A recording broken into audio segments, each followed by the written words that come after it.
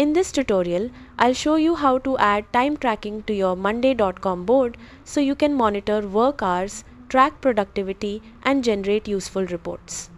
First, open the monday.com board where you want to track time. Make sure you're on the correct board before making any changes. Next, click the Add Column button on the far right of your board's columns. From the list of available column types, select Time Tracking. The new column will be added instantly to your board. Once the column is in place, you can start tracking time on any task.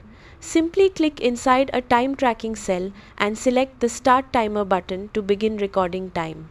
When you finish working on the task, click the timer again to stop it. Monday.com will automatically save the tracked time for that item. If you forgot to start the timer, you can also add time manually. Open the time tracking cell, select Add Log, and enter the hours, dates, or notes you want to record. As time is logged, monday.com automatically calculates totals for individual tasks and provides summaries throughout the board. For more detailed reporting, you can create a dashboard and add a time tracking widget.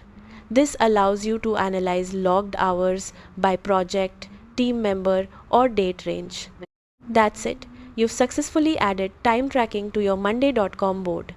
Thanks for watching.